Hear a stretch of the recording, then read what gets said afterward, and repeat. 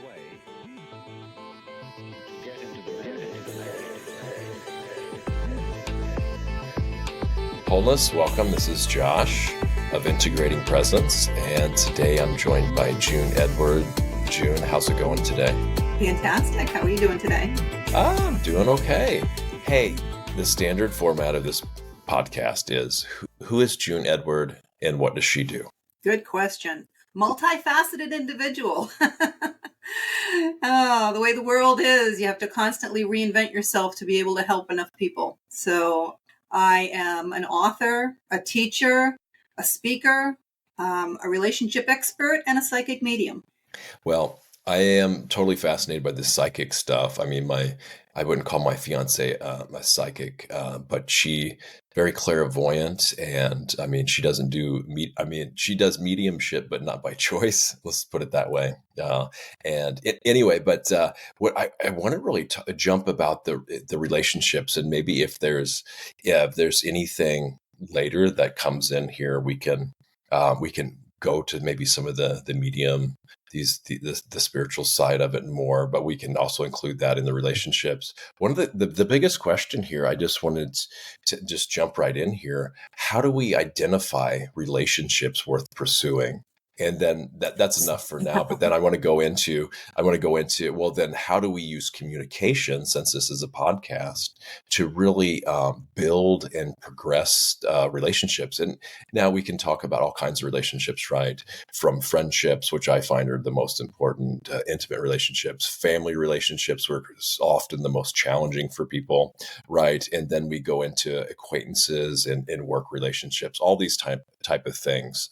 And some relationships we're forced into, and relationships are very important for the feminine. But so how do we even identify relationships worth pursuing here? First of all, you don't pursue anything. You don't chase anything in your life. What's meant to be is going to be. This is what the law of attraction is all about. You should be attracting into your life what it is you want, what it is you deserve. Now, the reality is we planned this life before we came here, and we planned who was going to be in our life, what we were going to do in our life, who we were going to help, and what we're going to learn or what we're going to teach. Hence my book, All's Fair in Love and Karma. We're here to collect our karma. We're here to pay back karma. We're here to help people. And we're here to have fun and have a good time. People forget that too. It's a little mini vacation when we're here, because when you're on the other side, your soul doesn't have a body. You can't enjoy the things that you can do with a body. You can't smell, you can't taste, you can't have sex, you can't do any of those things. So every relationship that is in your life is there for a reason. Nothing is random. You're always right where you're supposed to be. And there are only 3 types of relationships. It doesn't matter who they are in your life. There is a karmic relationship, and that's someone that is in your life specifically for you to either teach them something or for them to teach you something, or maybe both. And it's definitely someone from a past life. We go lifetime to lifetime with all the same people in our same soul group. And you'll know it's a karmic relationship because it never really feels quite right. Doesn't matter if it's a boss. It doesn't matter if it's a brother or sister or a friend. It just, something doesn't feel right. You're always looking for the red flags, the other shoe to drop, something. And when one or the other learns the lesson that they're supposed to be learning in that relationship, the relationship ends immediately. And it's like you wake up one morning, you're like, why am I even here? Why do I even talk to this person? Why are they in my life? And if you've both learned your lesson, it will end amicably. If only one or the other has learned the lesson, it will end, but it will not be an amicable relationship. Okay. Then you have soulmates.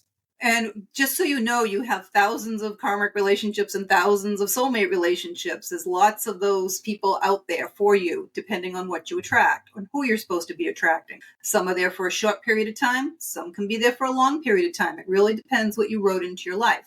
So a soulmate relationship, same thing, there to teach you or you teach them, but it's also there to afford you some love and affection at the same time. And soulmate relationships feel really comfortable. Sometimes they move kind of fast. You feel like you've known the person for a long time. You really connect on a deeper level. They're really, really nice. And that's, what everyone I would think would want to try to attain in their life is lots of soulmates in their life. And again, a soulmate doesn't have to be a sexual relationship. It can be, a parent, a child, even an animal, because we do reincarnate as animals. And some people have that affinity with their dog or their cat. And soulmate relationships can last after you've learned your lesson. They don't end like a karmic relationship. It really depends on what you wrote into your life plan at that point. And then there are twin flame relationships. And there is a lot of misinformation all around the internet and all around the world about twin flames. Some people will tell you that everyone has one, and that is not true and not the case at all. Twin flame relationships are extremely rare. They are literally one soul that's split in two on the other side and reincarnated in two separate bodies. They will find each other at some point in life. When they are together, it will be very brief. It will only last from a few weeks to a few months at most. It is basically a karmic and a soulmate relationship on steroids. It's extremely intense, extremely sexual. It's like nothing you've ever felt before in your life. The energy is immense. It's literally Kundalini energy that will have your spirit leaving your body more than it's in. And you've only come into your life, each other's lives, to change each other's lives.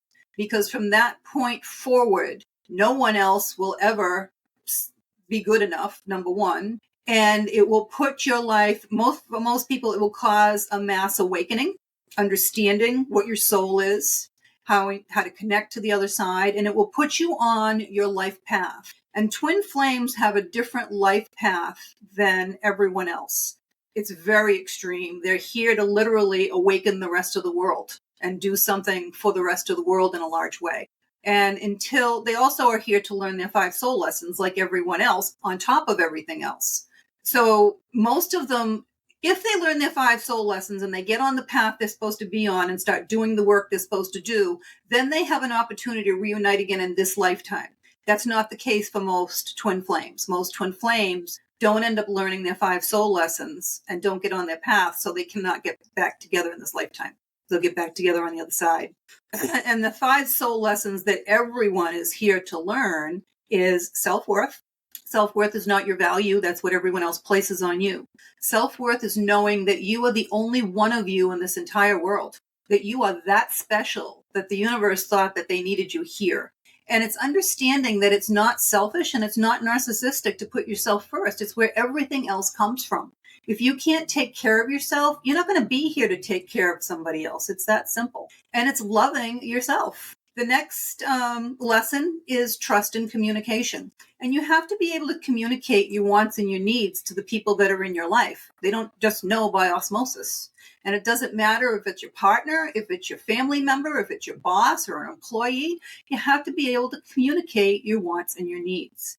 And you have to trust that there is a higher power and that there is a greater plan and that you are always right where you're supposed to be, and that nothing is ever being done to you. It's being done for you. If you can't make the necessary step in your life to move on the path that you're supposed to be on, the universe steps in and makes things happen. If you're supposed to sell your house and move to another state for a new job and you're on the fence and you can't decide and it's your soul lessons where you're supposed to be, the universe will step in and make the house burn down. You've got no choice. You're going to go, aren't you? This is how it works. And sex is just another form of communication as well. If you can't trust and communicate outside the bedroom, you're never going to be able to do it inside the bedroom. Then you have unconditional love. Unconditional love is not staying in a bad relationship and playing the martyr because, I'm supposed to love them unconditionally. That's not what unconditional love is. Unconditional love is saying, I love me first, my self-worth, and I'm happy and grateful for the time we had together. I'll love you unconditionally. It's not working out. I wish you the best. It's not bringing us joy. Goodbye. That's unconditional love. Another example of that would be if you had a child. Suppose your child did something horrific, like murdering a neighbor in rage, and they go to prison the rest of their life. You don't like what the child did, but hopefully you still love your child. That's unconditional love. Then you have money and balance. And money is currency. Money is energy. That's why it's called currency. And it's what we use in this 3D world to show whether or not your life is in balance. Everything in the universe has to stay in balance. For every high, there's a low. You have the night and the day, the yin and the yang, good and evil. Everything has to stay in balance. And it has to be an even exchange of energy for everything in life. So you don't walk in and plop down $1 million to buy a loaf of bread yet. You may at some point, but we don't yet, because it's not an even exchange of energy. If you don't have that even exchange, then something has no value. It's that simple to you. And that's how whether or not you're in balance is highlighted. So let's say you work 60 hours a week because you want to earn a lot of money. You have no time for yourself. You have no time for your family, your friends. Your life is completely out of balance. And then if you're just hoarding all your money and you won't even spend it on yourself, you won't spend the fruits of your labor on yourself because you don't have enough self-worth to think you deserve it. So each lesson reinforces the next lesson. And then you have patience. And we live in a world right now of instant gratification. Everybody wants everything right now. They'll even text you, and if you're not getting back to them fast enough, they're going to call you, right? Instant gratification. They want it now. And it doesn't work that way. Things come to you when they're supposed to in the time that you planned it.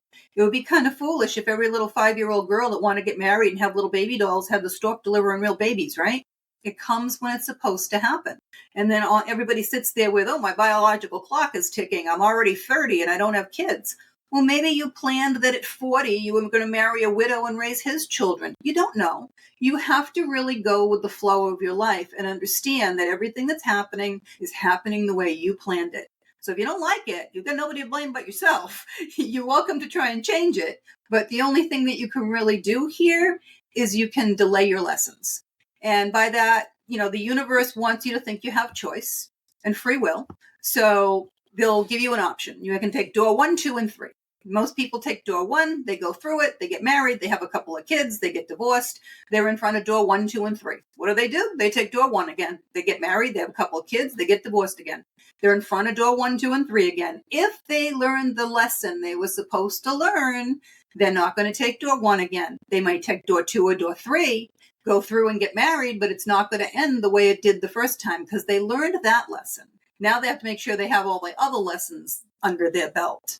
But as soon as you learn your lesson, you can move on in your life. That's how it works. So that's your choice. It will always bring you back to the same point again. If you haven't learned the lesson, you'll keep repeating it. Now, with that, just going right into that, I get plenty of things here that you brought up worth diving into here. Under that view, it seems like, yes, that the way I've been heard it described that's helpful for me, it's like a spiral staircase. But instead of each time repeating, you have a higher and higher vantage point. You can see more and more every time. Instead of like a hamster wheel that goes around and around, you get a higher, broader perspective on what you've done before. So now, but with the choice view, what I see as a potential challenge with that is people might then tend to blame themselves. Oh, I got it wrong. I shouldn't have done that, right?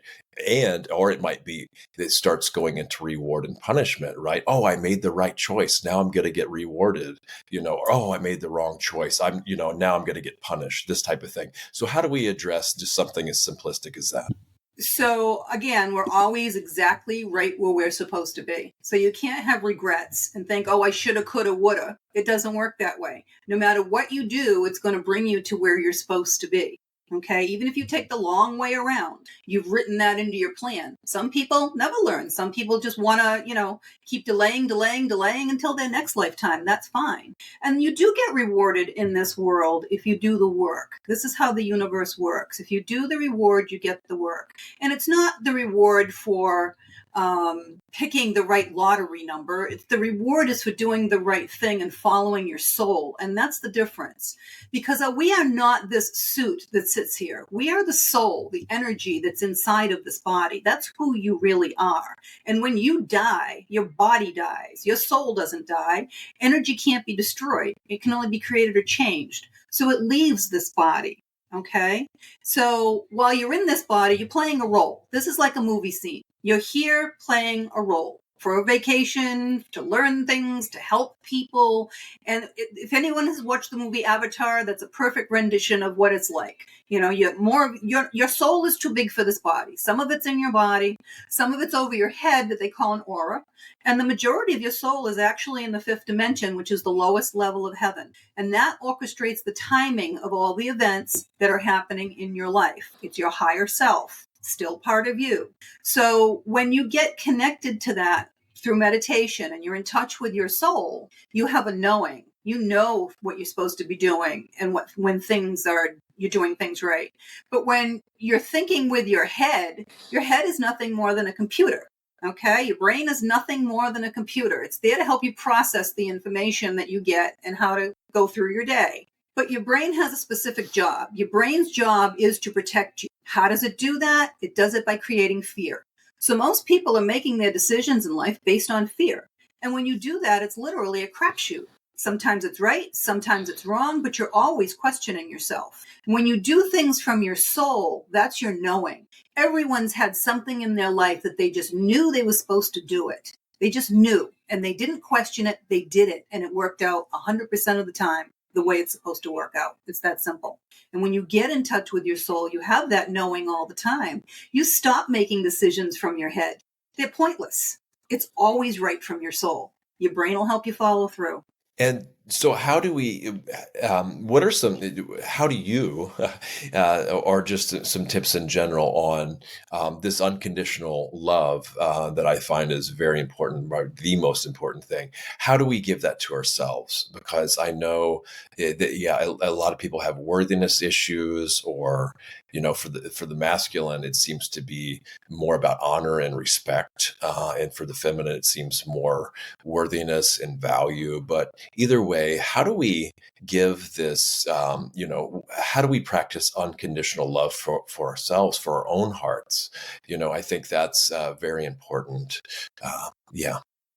So again, one of the biggest things is raising your vibration. When you raise your vibration and connect with your soul, you can really start looking at your life from a higher perspective. And you can understand why things are happening in your life, why people are coming into your life, what was the purpose. And you can stop being dragged down into the day-to-day drama and minutia of things, because that's all low vibration stuff. It's garbage, actually. It's just garbage. You get out of the garbage. And it's interesting because when we're born, our soul is in this new little baby, and it still has a lot of memories from its past lives before it starts losing them all. And they have all the lessons. You've had the lessons from the other side. So you trust that everything's going to be taken care of you. You have unconditional love for everybody that comes over and wants to play with you. You have some patience until, you really need a diaper change. And then we start growing into the experience that we're supposed to be having here. And that's what this is. This is an experience that you're supposed to be having here. And every challenge that you've written into your life plan is to help your soul grow. That's the whole point of being here, is soul growth. The whole point of the 5 lessons is soul growth, so that your soul can continue to advance into the higher realms, basically, because heaven is layered. It's higher realms. And to help other souls achieve and learn their lessons as well. So self-worth is all about understanding your purpose here, why you're here, getting out of the lower vibrational stuff and understanding that high vibration and getting in touch with your soul. And when you do that, it's almost unconditional love just starts coming automatically, quite honestly. It has to do with being in that higher vibration. How many people come to you and say, "What's my purpose? What's my purpose?" Do you get a lot of that? A lot of people. And I created the relationship mastery program about 5 years ago for people that were always coming to me with relationship issues. They were going through a divorce or a separation, or, a lot of men I just felt so bad for, because I've done everything I think I'm supposed to be doing. I don't understand. And it's a 7-week program, and it teaches all of the 5 lessons. And it changes your life so much that I only work with one person. That's all you need. When someone changes, everything else changes. For every action, there's an equal or greater reaction that occurs. And we're magnets. So we're always either attracting or repelling at any given time. And when you raise your vibration and you start getting into the law of attraction, one of the biggest things is balancing your energy. Otherwise, everything has to stay in balance. If you get that high and start attracting, then you're going to crash if you can't balance your energy. So that's also what I teach. And it started out just being, people in that type of a situation, and ended up being people that wanted to better their business, people that wanted to improve their lives, people that just wanted to get on the right path in life because they didn't understand what's my purpose here. And when you get in touch with your soul and you understand all this and you raise your vibration, you start looking at things from that higher perspective, it's almost like you're just looking down at everything in life and everything starts to make sense. Again, we planned it like a Monopoly game, so when you can look down and say, oh, I get it now, it's easy to look behind you and see how everything in your life has brought you to the next thing and the next thing and the next thing and the next thing to bring you where you are right now. It's harder to pick up on the cues going forward. Got it. Now, the thing I talked about at the beginning, communication. So, what have you learned about communication in general, especially in relationships? And then also, what do you teach about it too? I'm sure they pretty close to the same. But So, people have different communication styles. And those are the things that they've kind of learned depending on where they grew up, whether it was an area that they grew up or a culture that they grew up in. But at the end of the day, everyone still has to learn how to communicate their needs to other people and their wants. And not only to other people, but to the universe, because, angels, guides, the whole universe wants to see you achieve and wants you to have what you want. But if you don't understand how to communicate that, they don't know. They can't help you. And one of the biggest things I found is that, when you're having issues in a relationship or, you're with new people that you don't really know, one of the biggest triggers for other people that are not on that higher vibration is asking them questions. Even if it's your own relationship and you're not getting along well and you walk into the kitchen and, hey, how was your day? What the hell do you care how my day was? You really don't know. You weren't here all day long. So it's a trigger for them. So if you change things from a question to a statement with people, there's that delay in their computer brain that doesn't trigger them. If you walk in and say, hey, sweetie, I hope you had a nice day today. Now they're thinking, he hopes I had a nice day. Did I have a nice day? Well, it didn't really go the way I liked, but see how it changed the whole concept of how they picked up on that. So that's a huge thing that people can try and train themselves to do differently in a relationship, any relationship. that's very helpful because I'm just curious by nature. I love to learn, but I know that not everybody takes questions the same way that I do, that wants to look for, truth in the way things are, investigate reality. A lot of people aren't interested in that, and they take it as, oh, I should know this. It's, we taught in school that I'm the teacher, you're the student, you don't question my authority, this type. So there's so many different ideas and dynamics around questioning. So I have to, the more mindful I am of that, not everybody's on the same page of where I come with my curiosity here and wanting to know and learn and grow through questions. I agree. So yeah, it's a little bit different in the relationship, same way. isn't it? Exactly. Yeah. Okay, Yeah, I agree. So yeah. Now you talked. I thought this. Well, since we're on relationship here, what about lessons that you've learned? I mean, since you're a public figure, right? Lessons you've learned from relationship. We don't have to go into personal details or anything, but lessons you've already learned, and then yeah, what you. I mean, just general relationship advice you would give people. You've gave that you haven't already given. Yeah.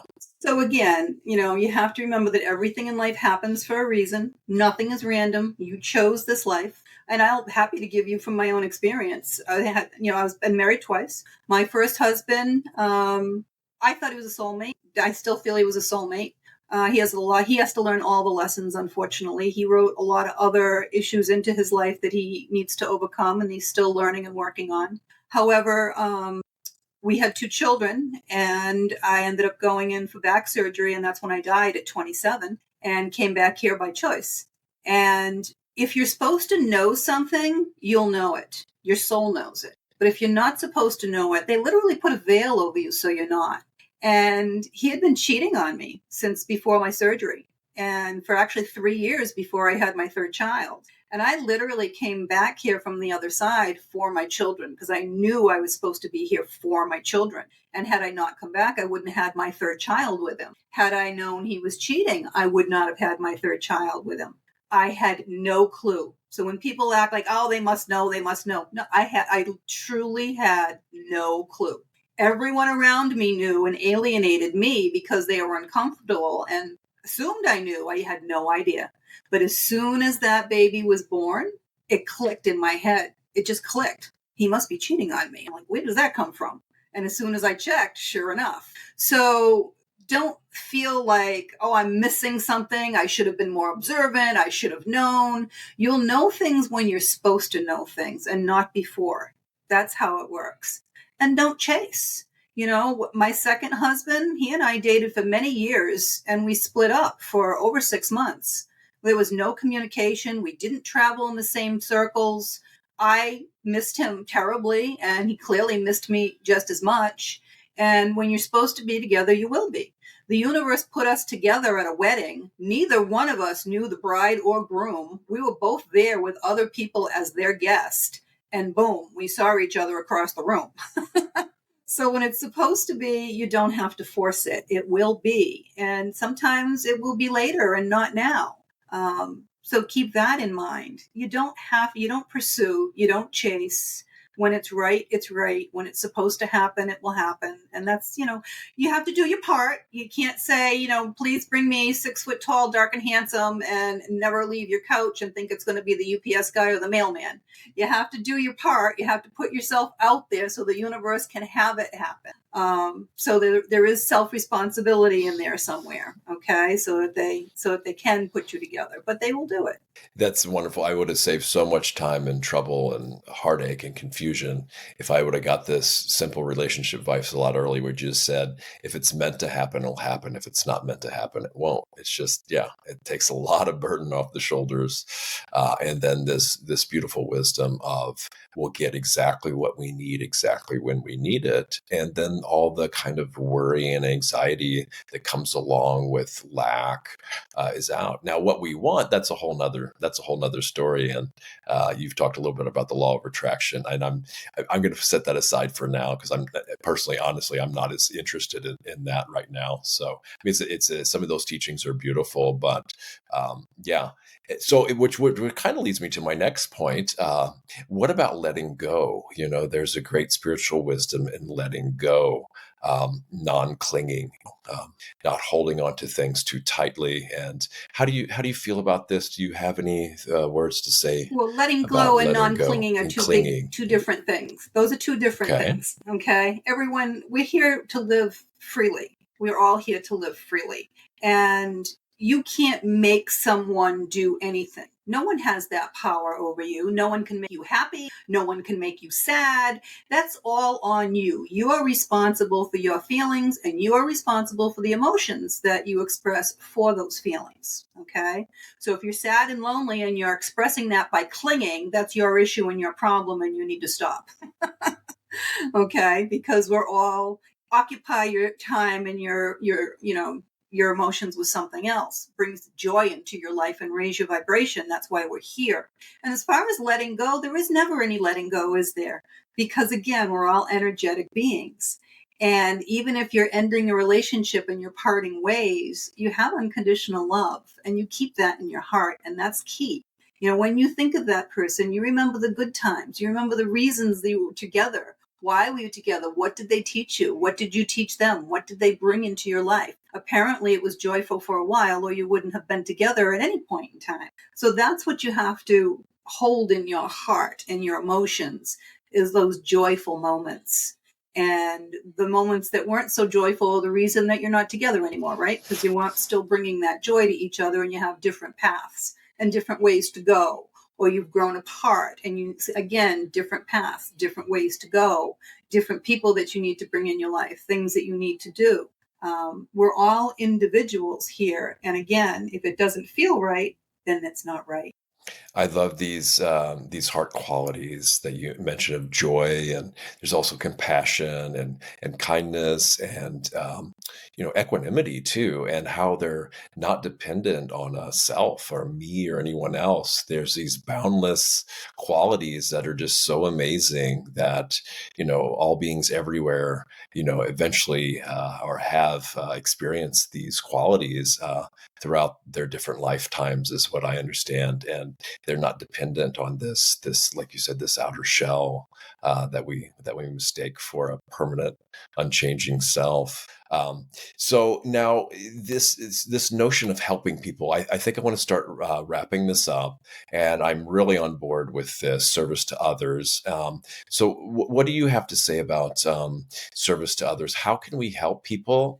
You mentioned helping ourselves. I totally agree. If we're not in a space where we can be of service to others, then then I feel I can actually even cause harm, if I'm not in a good space. And then for me, it's about being open to feedback, is in asking people, how can I help? But I want to hear about this, because I love this notion of service to others and helping people, and what you have to say about that.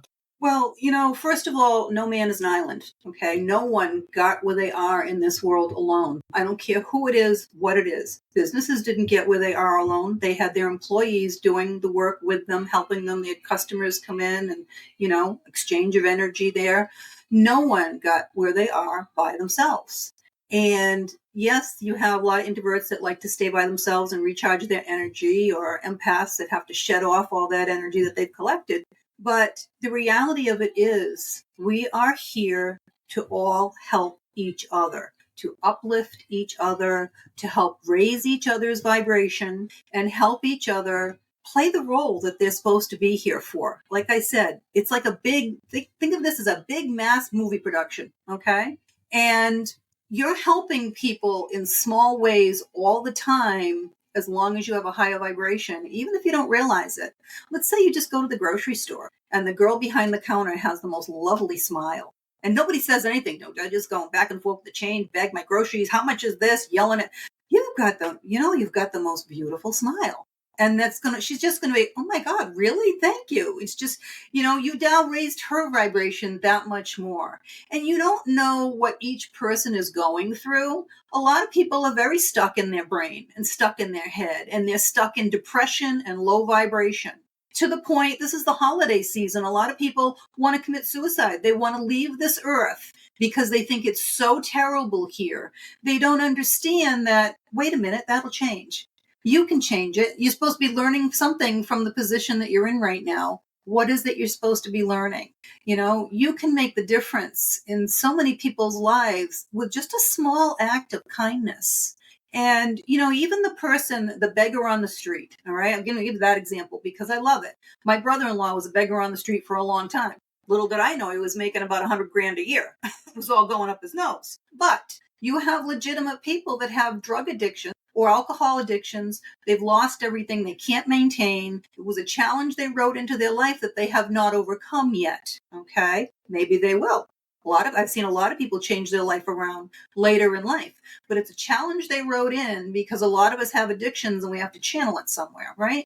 But even, I don't give money to people like that because it's only going to inhibit their growth at that point. But I'm happy to buy them a meal, happy to give them a bottle of water. I'm happy to drop them a blanket if they need it, something like that. I've even taken them in my home, which I don't do any longer, but I've done that as well, just the way I say, a place to sleep. And, their wants and needs will be fulfilled if they ask the universe. If they want food and a bed, all they've got to do is ask, and somebody will come by and say, hey, there's a church down the street tonight that's.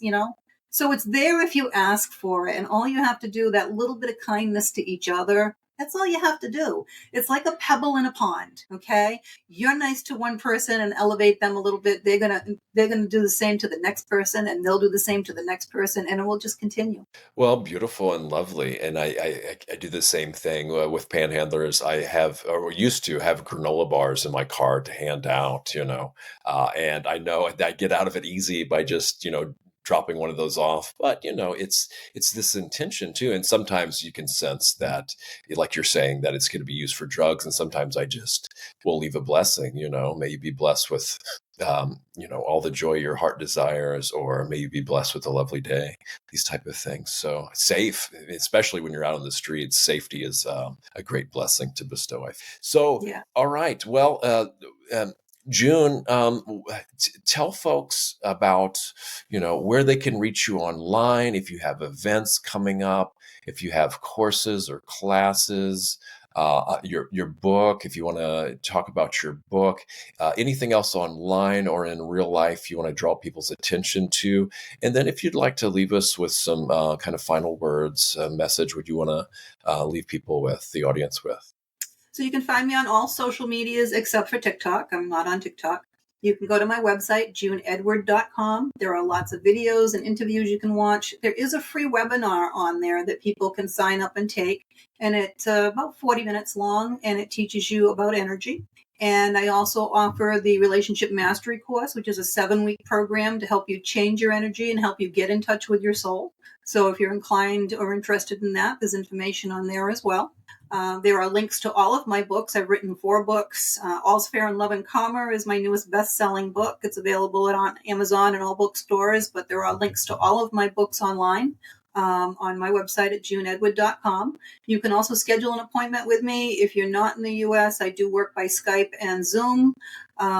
It's energy. I've done missing person cases. I've done murder cases. I've worked with paranormal groups and other authors. I've done lots and lots of different things. What else? Yeah, check it out. Get in touch with me. I love to hear from my fans. I'm doing a lot of interviews right now, basically on my book. And I don't have any events scheduled right now because I'm going to be having neck surgery probably in another 6 or 8 weeks. Hopefully that won't keep me down for too long. And the one thing that I would like to leave everyone with is, you are a soul having a human experience, but this human experience in this body needs contact with other humans. And the older we get, the tougher that is. I know both of my parents passed a few years ago at the age of 93, and they died on the same day at the same age, 1 year apart. You can't make that up. But they hadn't been together in 60 years. And, I hugged them. They never told me they loved me. I'm one of 8 children. And they came from a generation where you didn't say that. If you worked and put food on the table, you were supposed to know it. But when I was in my 30s, I wanted to forgive them for the upbringing that I had because it was very difficult. And I gave them each a hug and told them that I loved them. And they cried. And they weren't getting any physical contact, especially, as they get older and they get in the nursing homes and stuff. People need that physical contact, no matter who it is. So give them a hug. We hug our animals, right? We hug our dogs. We hug the person if we're in an intimate relationship, but hug everybody else too. They need it. They need that physical contact. They need that connection. They need to know that there's love there. That's all. Beautiful, June. Thanks so much for joining, and may all beings everywhere be blessed with the most ideal and optimal communication and contact with each other.